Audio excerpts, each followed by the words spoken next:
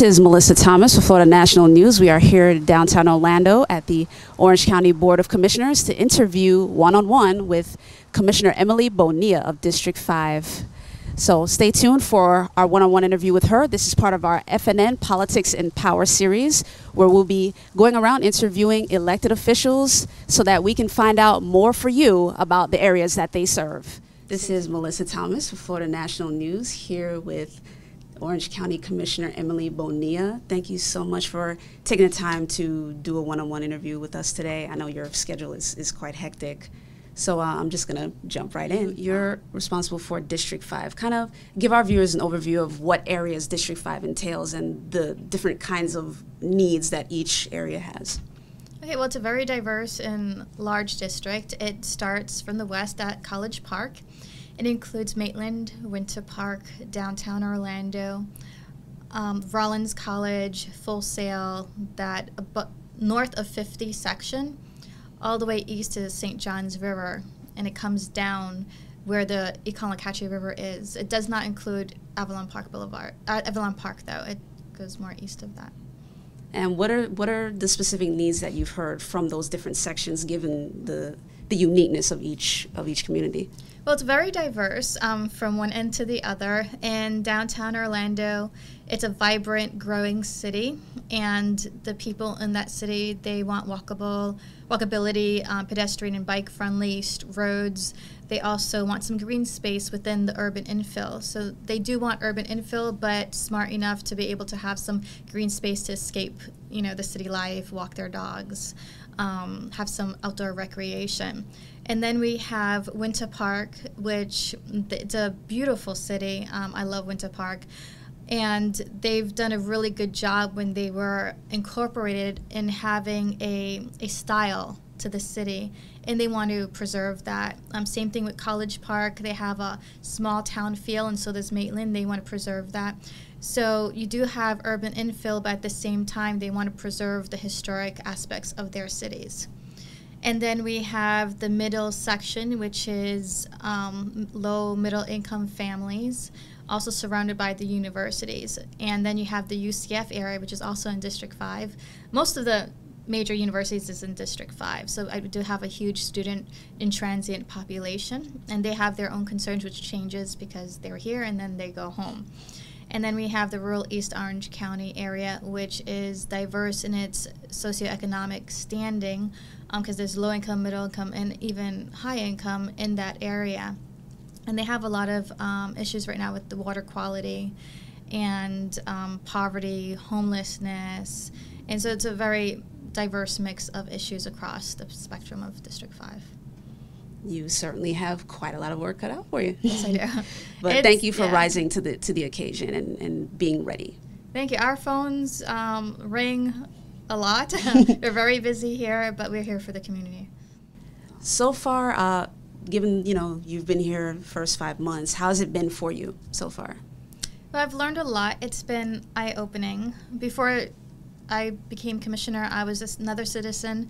I was a business owner, I'm a mother, and I never set out to be an elected official. So it's very different from the business world.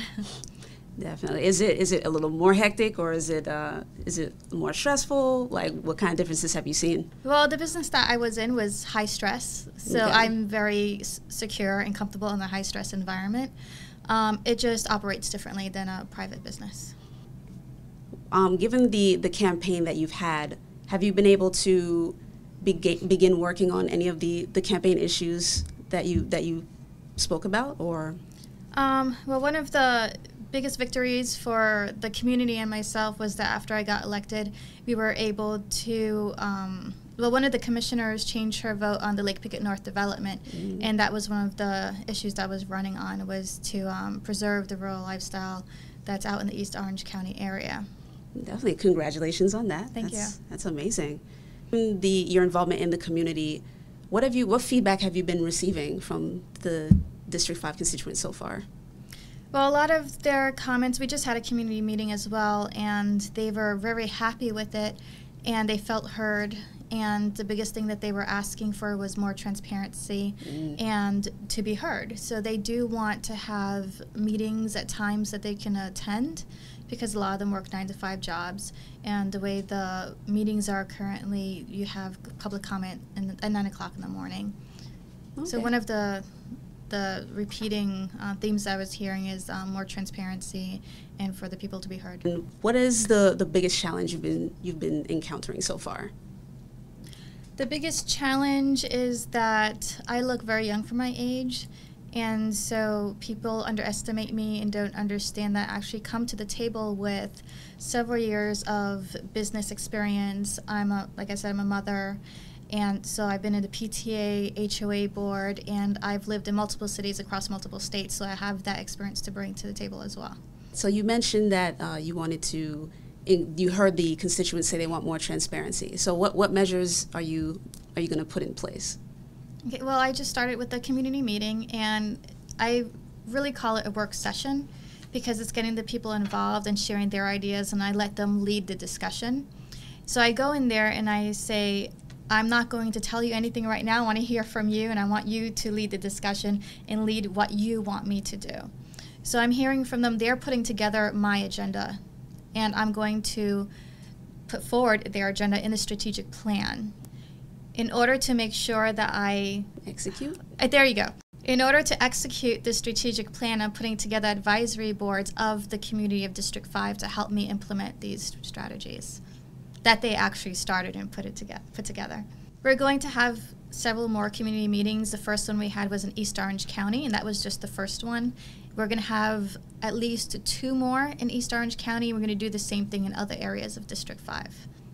Awesome. And in a previous interview that I had with you over the phone, you had mentioned you wanted to implement some surveys, and kind of talk about that.